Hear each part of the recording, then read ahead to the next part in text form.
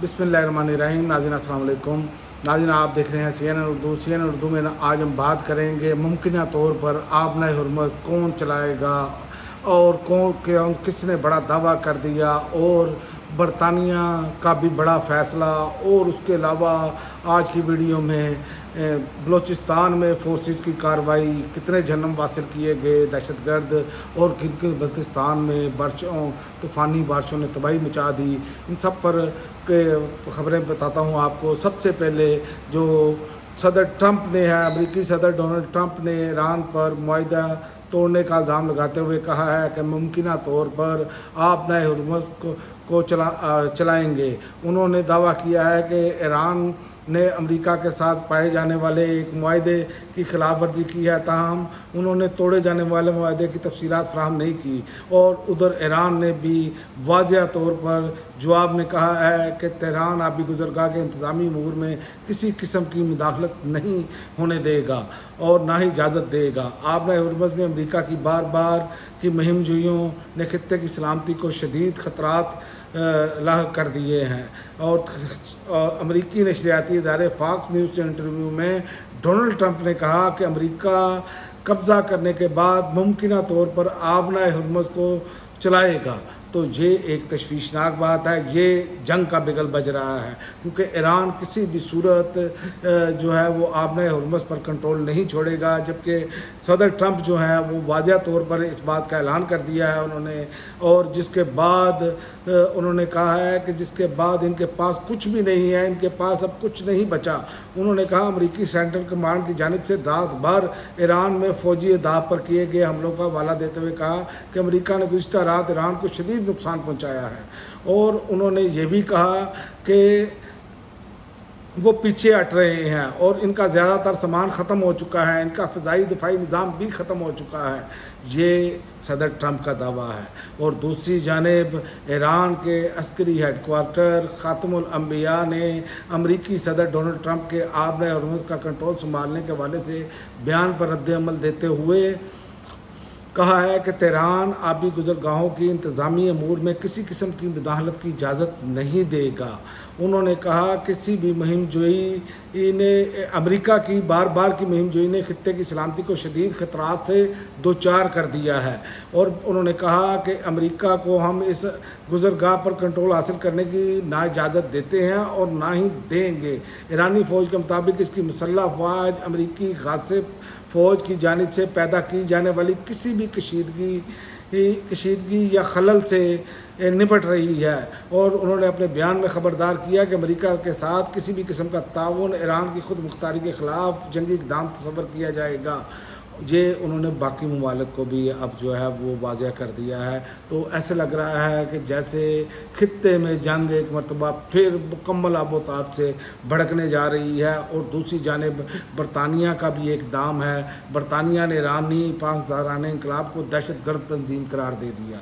ये इस मौके पर जब कशीदा हालात कशीदा हैं और बरतानिया भी मैदान में आ गया है। बरतानिया ने ईरानी 5000 इनकलाब को दहशतगर्द तंजीम करार दे दिया। लंदन से नशरियाती इदारे के मुताबिक बरतानवी हुकूमत ने गैर मुल्की रियासी प्राक्सी गिरोहों के खिलाफ कार्रवाई के तहत ईरानी पासदारान की हमायत गैर कानूनी करार दे दी।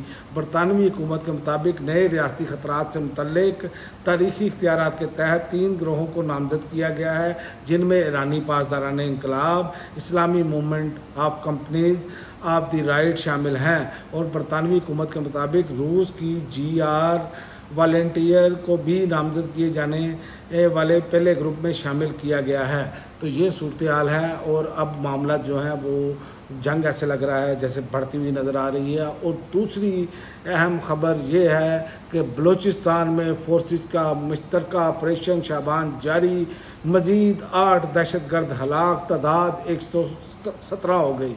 सिक्योरिटी ज़राए के मुताबिक पाक फ़ौज FC बलूचिस्तान और पुलिस की मुश्तरका ऑपरेशन में शाबान में फितनतुल ख़वारिज के ख़िलाफ़ इलाके में मौसर कार्रवाइयाँ जारी हैं। और सिक्योरिटी फोर्सेस की जानिब से खारजियों को हवाई और ज़मीनी कार्रवाइयों से निशाना बनाया जा रहा है।